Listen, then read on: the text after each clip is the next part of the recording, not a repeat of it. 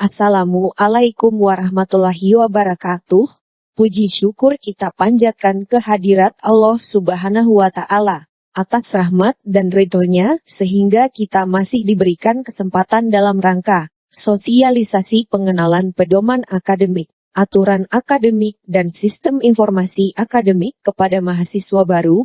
Sholawat serta salam semoga selalu tercurahkan untuk junjungan kita, Nabi besar Muhammad Shallallahu Alaihi Wasallam, yang membawa kita dari zaman jahiliyah menuju zaman teknologi seperti saat ini. Materi pertama akan dibawakan oleh Ketua Lembaga Penjaminan Mutu, Bapak Dr. Syawaludin MSI. Kepada Bapak Ketua kami persilahkan dengan hormat. Assalamualaikum warahmatullahi wabarakatuh. Alhamdulillahirabbil alamin. Wassalatu wassalamu ala asyrafil anbiya'i wal mursalin, Sayyidina Muhammadin wa ala alihi wa sahbihi ajmain. Adik-adik mahasiswa yang saya cintai, di kesempatan yang berbahagia ini, saya selaku Kepala Penjaminan Mutu di kampus Yayan Sultan Amai Gorontalo ingin menyampaikan beberapa poin penting terkait peraturan ataupun pedoman akademik yang digunakan di dalam kampus kita ini. Pertama-tama saya ucapkan selamat datang buat seluruh adik-adik mahasiswa bergabung di kampus Yayan Sultan Amai Gorontalo. Tentu hal yang berbahagia buat Anda semua karena Anda telah menjadi bagian atau keluarga besar dari Yayan Sultan Amai Gorontalo. Di saat yang bersamaan, Anda telah masuk di era yang baru, yaitu Anda memasuki dunia kampus. Dunia perkuliahan atau dunia kampus ini memiliki dinamika yang sangat jauh berbeda dengan dinamika persekolahan. Tentu kampus mengajak Anda untuk lebih mandiri dan lebih akan mengetahui bagaimana menjadi seorang mahasiswa. Menjadi mahasiswa, Anda sudah dituntun, diatur mulai sejak Anda masuk sampai Anda menjadi sarjana. Di dalam mengikuti karir Anda sebagai mahasiswa, buat adik-adikku semua, Anda sudah diatur oleh regulasi. Apa yang disebut dengan, kalau kita di dalam internal kampus kita, disebut dengan pedoman akademik. Maka seluruh mahasiswa wajib mengetahui yang disebut dengan isi kandungan dari pedoman akademik, karena mengatur seluruh dinamika kehidupan kampus sejak Anda diterima sebagai mahasiswa baru sampai jadi sarjana. Nanti akan dijelaskan oleh kepala bagian akademik dan kepala pusdipat tentang seluk-beluk yang menyangkut teknis tentang ini. Tapi secara umum saya ingin sampaikan bahwa semua aktivitas kita itu sudah diatur. Sekalipun kita ini sudah masuk dalam dunia kampus merdeka, tetapi semua sudah diatur sehingga perjalanan Anda sebagai mahasiswa dapat Anda lalui dengan nyaman. Saya ingin beritahu secara umum regulasi yang ada. Yang pertama itu adalah Surat Keputusan Rektor nomor 117 tahun 2018, itu mengatur tentang pedoman akademik. Jadi bagaimana itu SKS, bagaimana Anda kuliah dan seterusnya, itu diatur di dalamnya. Ini yang penting buat adik-adik semua ketahui. Yang berikut adalah juga SK Rektor yang mengatur tentang bagaimana Anda menulis tulisan yang disebut dengan skripsi. Dan yang tak kalah pentingnya adalah mulai tahun lalu, tepatnya angkatan 2019 itu, ada regulasi yang mengatur kita bahwa setiap mahasiswa itu wajib untuk mengetahui baca, tulis, dan hafal Al-Quran. Sebab ini menjadi core dari Yayan Sultan Amai Gorontalo yang tentu tidak akan kita dapatkan di universitas atau perguruan tinggi lainnya. Apa itu baca, tulis, hafal Al-Quran?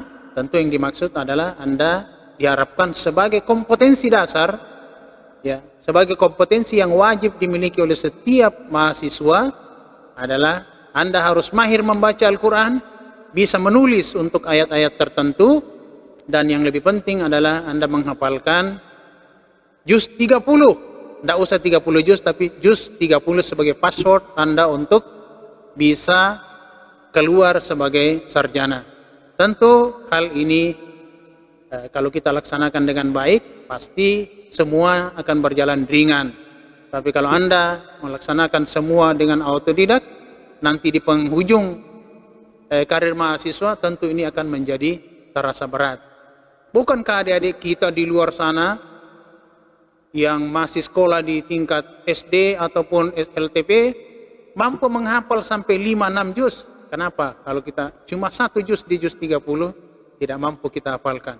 Ini tentu tidak usah lagi menjadi bahan perdebatan bagi kalian antar mahasiswa ataupun di antara sesama fakultas atau antar fakultas. Kenapa harus ini, kenapa harus itu? Tetapi ini kita cermati secara arif dan bijaksana selaku Anda menjadi calon intelektual muslim.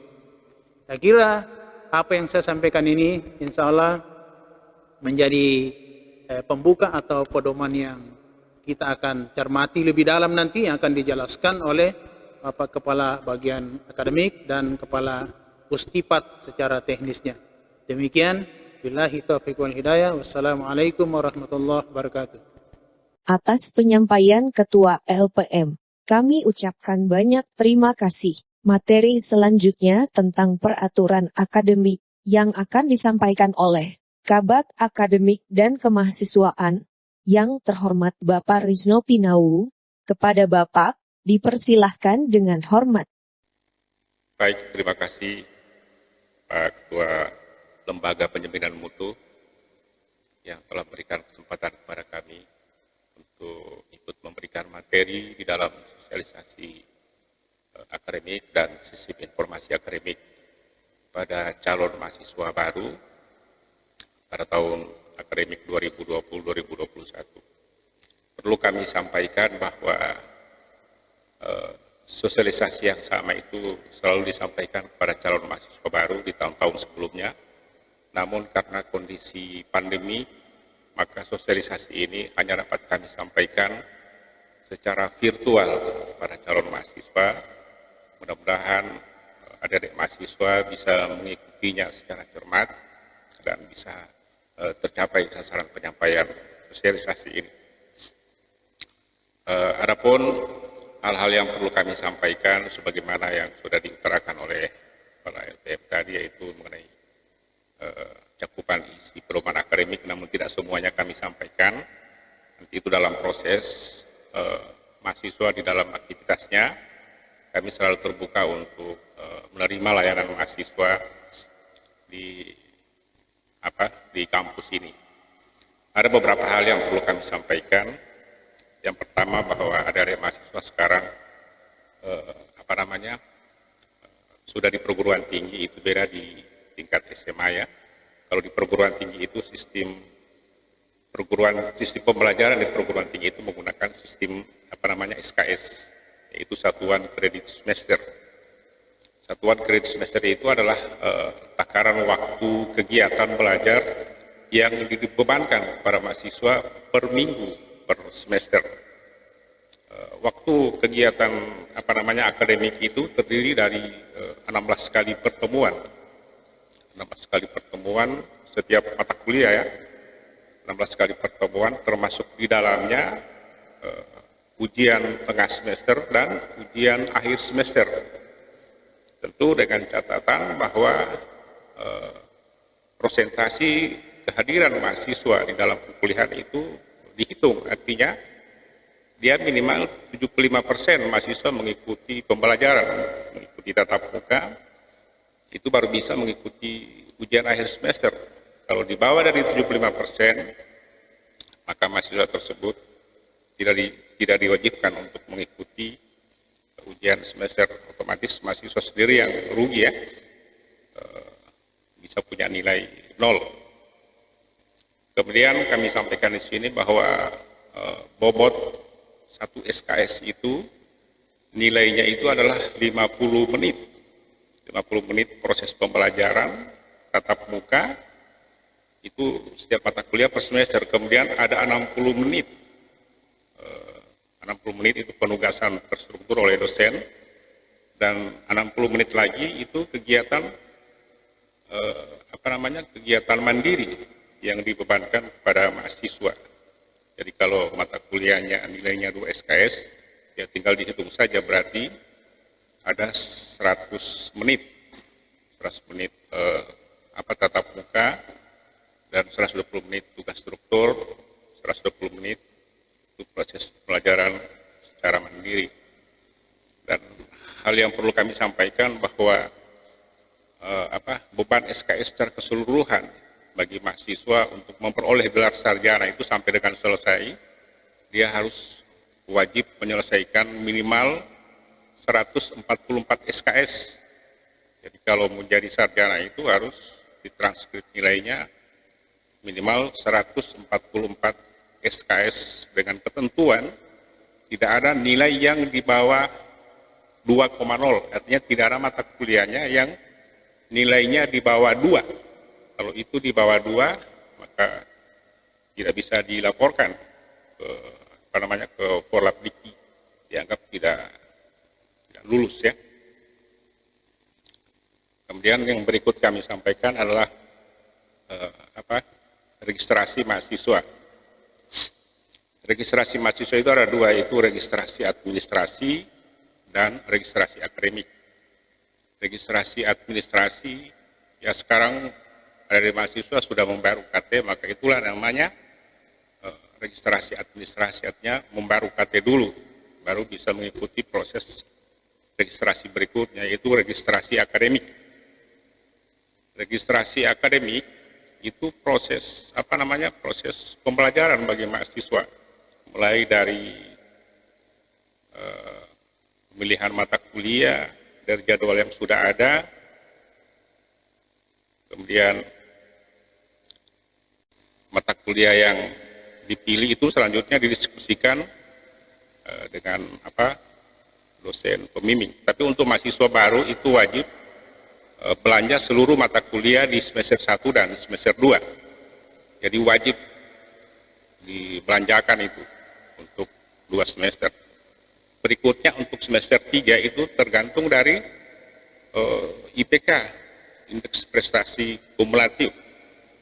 Seberapa banyak SKS yang harus diambil untuk semester berikutnya.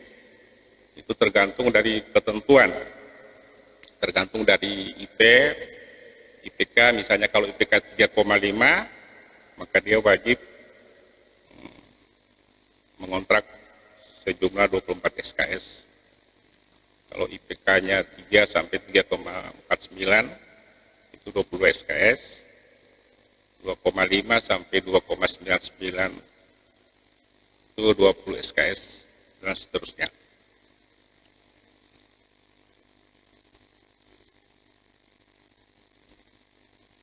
Kemudian kami jelaskan di sini, mahasiswa yang meninggalkan kegiatan akademik.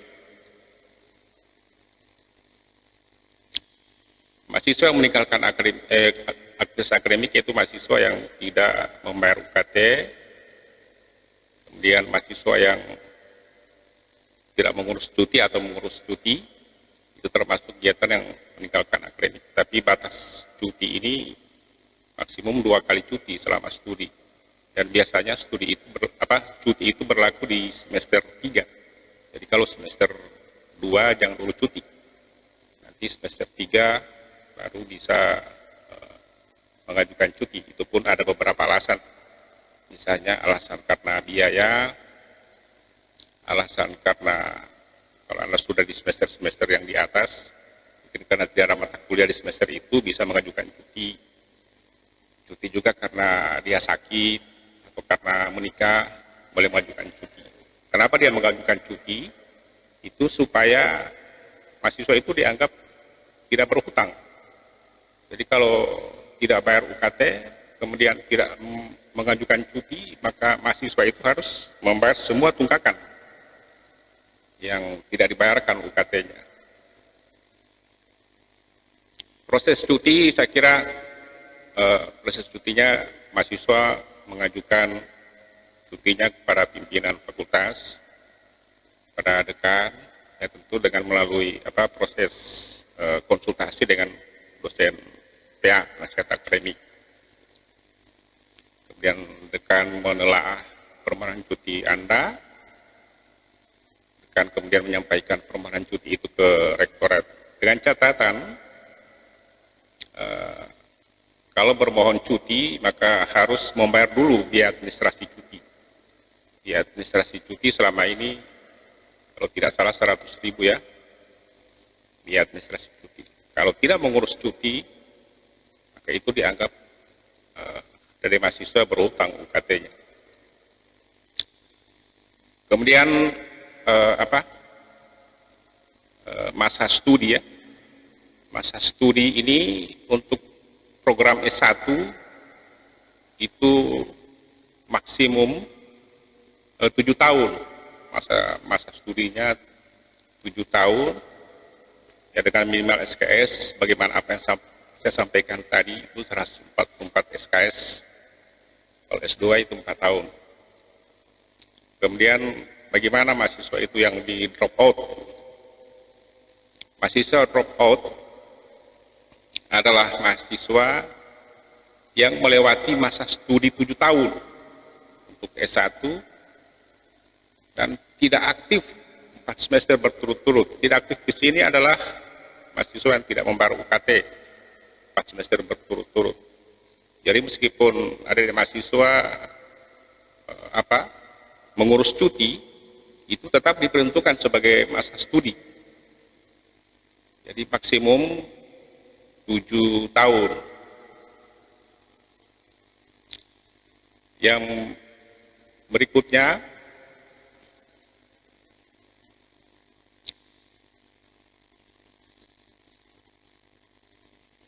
untuk mahasiswa yang mengajukan pindah ya, meskipun sekarang baru semester 1 belum boleh pikir-pikir pindah, tapi dibolehkan pindah itu biasanya di awal tahun akademik ya, di semester 3, kemudian mengajukan cuti, mengajukan lolos putu ke rektor atau dekan. Dan mahasiswa tersebut itu harus terlapor di PDDT.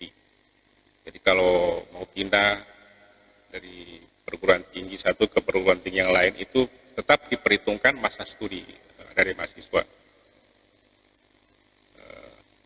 Saya kira ini yang boleh dapat kami sampaikan. Mohon maaf.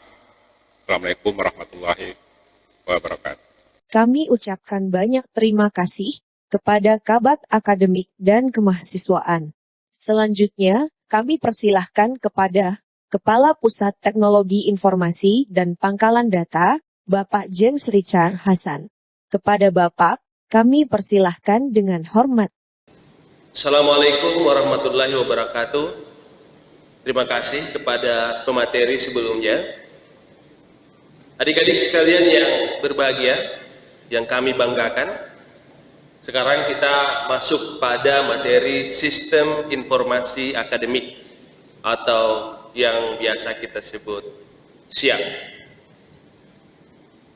Apa itu SIAK? Adik-adik sekalian, kami yakin bahwa adik-adik belum mengenal apa yang dimaksud dengan sistem informasi akademik. Sistem informasi akademik adalah suatu sistem yang dirancang untuk keperluan pengelolaan data-data akademik dengan penerapan teknologi komputer, baik hardware maupun software, sehingga proses kegiatan akademik dapat terkelola dengan baik. Mengapa kita menggunakan sistem informasi akademik, adik-adik? Atau apa manfaat SIAK bagi perguruan tinggi? Ada beberapa hal yang manfaat bagi SIAK itu bagi perguruan tinggi. Yang pertama, memudahkan proses pengelolaan data akademik. Pengelolaan data akademik yang dimaksud itu meliputi pengelolaan data mahasiswa dan dosen, ya, dan pengelolaan data-data akademik lainnya. Pada perguruan tinggi dengan jumlah mahasiswa yang sudah mencapai ribuan, itu dibutuhkan aplikasi yang memudahkan kampus mengelola datanya, ya, seperti data meliputi nilai, absensi, capaian SKS per semester, ya, riwayat mengajar dosen, dan lain-lain. Pengelolaan data akademik lainnya itu seperti kurikulum, jadwal mata kuliah, ya, itu semua tersimpan pada sistem informasi akademik kita. Manfaat lainnya adik-adik adalah integrasi data. Integrasi data ini dapat dibagi dua. Yang pertama adalah integrasi data di internal kampus, dan kemudian ada integrasi data ke pangkalan dikti atau korlap dikti. Yang dimaksud dengan integrasi data internal itu adik-adik adalah terpusatnya semua data akademik pada satu pintu data di dalam sebuah sistem informasi, sehingga tingkat validitas data bisa dijamin dengan baik. Untuk integrasi data ke pangkalan dikti, ke korlap dikti, sebagaimana kita ketahui bahwa semua data perguruan tinggi sekarang ini wajib dilaporkan ke korlap dikti sebagai rangkaian pemutakhiran data terpadu semua perguruan tinggi, apakah negeri maupun swasta.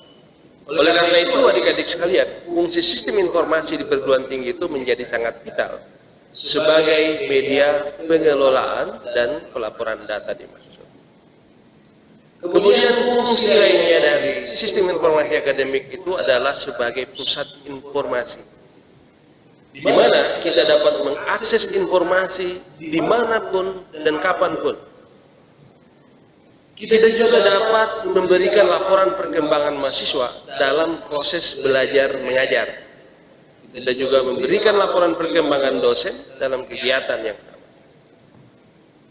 Kemudian kita juga dapat mendapatkan data nilai mata kuliah, IPS, IPK, jadwal kuliah, absensi, data mahasiswa maupun dosen, dan masih banyak lagi yang berhubungan dengan informasi akademik. Saya kira saya tidak perlu berlama-lama lagi adik-adik, karena kami sudah menyiapkan tutorial yang lebih praktis untuk adik-adik dapat mencari tahu bagaimana pemanfaatan sistem informasi akademik itu bagi mahasiswa baru. Tapi sebelum ke sana, saya ada informasi tambahan terkait dengan paket data gratis. Ya. Paket data gratis itu Anda akan dapatkan setelah Anda login ke SIAK. Anda akan secara otomatis diarahkan untuk mengisi form distribusi sebagaimana tampilan di layar berikut ini. Oke, adik-adik sekalian, selanjutnya kita saksikan tutorial berikut. Dan jika ada pertanyaan terkait dengan penjelasan tutorial yang belum dipahami, adik-adik silakan menulis pertanyaan tersebut pada kolom komentar. Selamat menyaksikan. Assalamualaikum warahmatullahi wabarakatuh. Selamat datang kembali di channel IAIN Gorontalo Official. Untuk yang belum subscribe, silahkan klik tombol subscribe agar Anda dapat memperoleh informasi terupdate dari channel ini. Baiklah, pada sesi ini kita akan membahas cara menggunakan sistem informasi akademik atau SIAK. Sesi ini lebih dikhususkan bagi mahasiswa baru yang belum pernah menggunakan SIAK sebelumnya. Namun, bagi Anda adik-adik mahasiswa lama yang masih kurang paham cara menggunakan SIAK, maka Anda sudah berada pada sesi yang tepat. Baiklah, untuk dapat menggunakan SIAK, maka hal pertama yang harus adik-adik mahasiswa lakukan adalah membuka web browser. SIAK dapat diakses dari browser manapun, namun disarankan menggunakan browser Google Chrome. Silahkan buka aplikasi web browser. Lalu pada kolom URL ketik siak.iain gorontalo.ac.id. Inilah tampilan awal dari sistem informasi akademik. Sedikit saya jelaskan mengenai tampilan awal sistem informasi akademik. Pada kolom bagian kiri, terdapat form login yang berfungsi untuk akses masuk ke dalam sistem. Kemudian masih pada bagian kiri, terdapat fasilitas untuk mengecek besaran UKT atau SPP. Lalu pada kolom bagian tengah, menampilkan beberapa informasi penting. Dan pada kolom bagian kanan, menampilkan beberapa judul berita yang dapat dibaca. Sekarang, kita fokus pada form login. Pada form login, terdapat pilihan jenis user. Pilihan jenis user yang ada adalah operator, dosen, dan mahasiswa. Berhubung pada sesi kali ini, kita membahas tentang cara menggunakan SIAK untuk mahasiswa, maka pada jenis user silahkan pilih mahasiswa. Selanjutnya, silahkan ketik name pada kolom username dan ketik password pada kolom password. Untuk mahasiswa baru, informasi password akan disampaikan pada akhir sesi. Untuk itu diharapkan untuk terus mengikuti tutorial ini hingga akhir.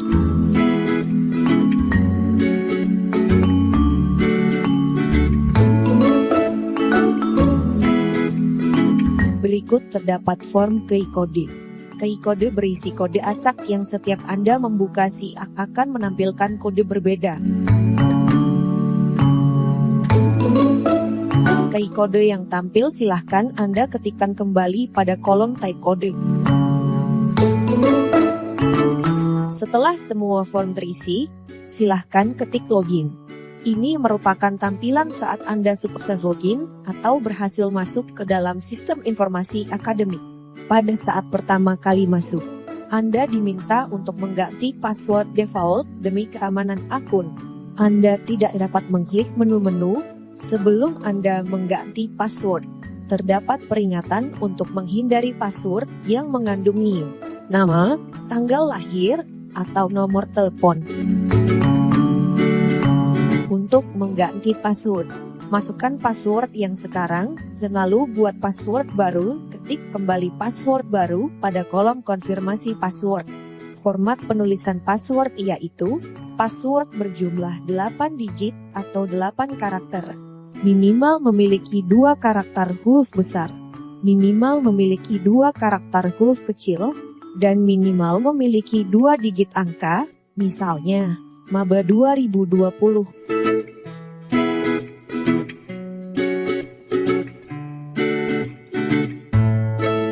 Terakhir, tekan tombol ganti password.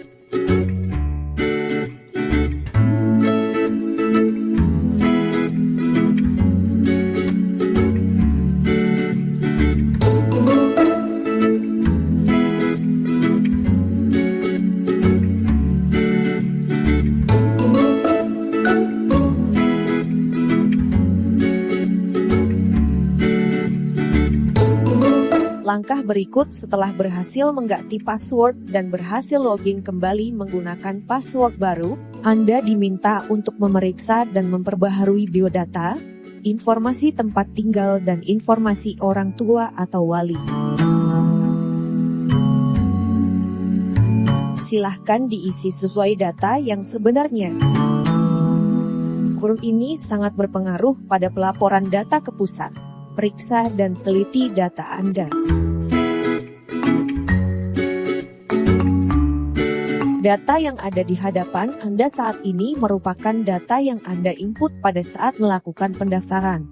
Khusus data nama, tempat lahir, tanggal lahir, wajib sama dengan data yang terdapat pada ijazah terkahir.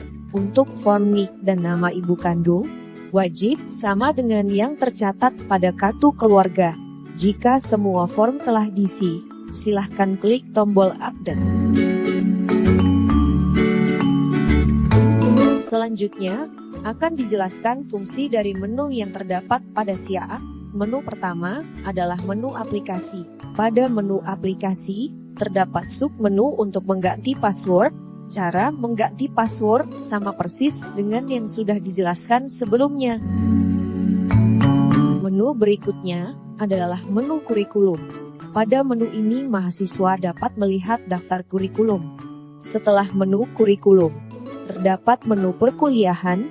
Pada menu ini, mahasiswa dapat melakukan kontrak mata kuliah atau KRES, dan juga dapat melihat jadwal perkuliahan. Klik menu perkuliahan lalu klik jadwal kuliah untuk melihat jadwal mata kuliah yang telah Anda kontrak. Namun saat ini Anda belum memiliki jadwal karena Anda belum mengontrak mata kuliah. Cara mengontrak mata kuliah adalah dengan cara masuk ke menu perkuliahan.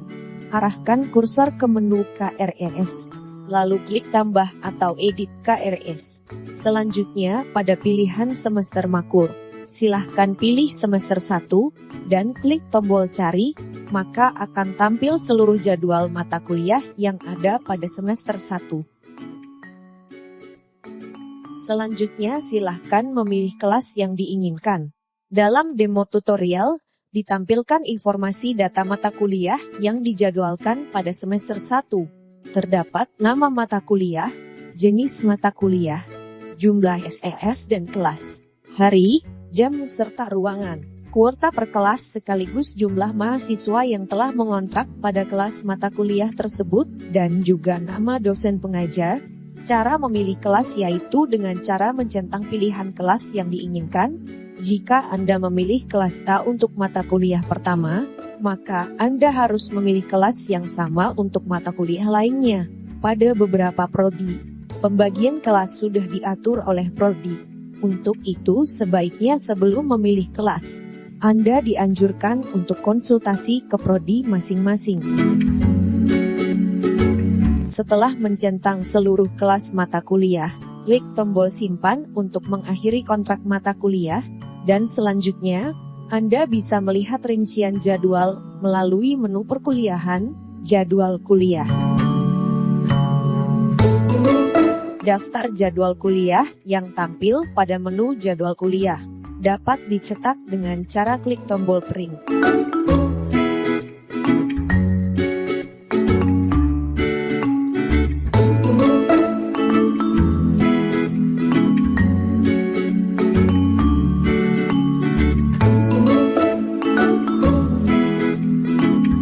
Menu berikut adalah menu e-learning.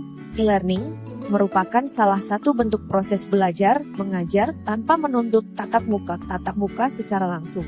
Anda akan menerima instruksi dari dosen terkait materi ataupun tugas yang diberikan dosen. Menu berikut adalah kuesioner. Kuesioner atau survei digunakan untuk melakukan pengumpulan data oleh lembaga atau kampus. Setelah menu kuesioner, terdapat menu wisuda. Untuk menu ini akan dibuatkan tutorial terpisah. Terakhir adalah menu laporan. Pada menu laporan, Anda dapat melihat atau mencetak kartu hasil studi maupun kartu rencana studi. Silahkan masuk ke menu laporan, dan klik submenu nilai, pilih jenis laporan, klik tampilkan. Selanjutnya, Anda dapat mencetak dengan cara mengklik tombol print.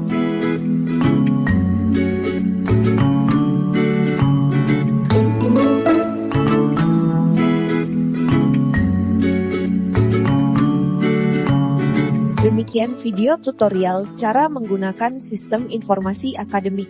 Semoga tutorial ini dapat membantu adik-adik mahasiswa baru dalam menggunakan sistem informasi akademik atau SIA. Untuk nomor induk mahasiswa atau NIM, dapat Anda lihat melalui pengumuman pada website IAIN Sultan Amai Gorontalo. Terima kasih. Assalamualaikum warahmatullahi wabarakatuh.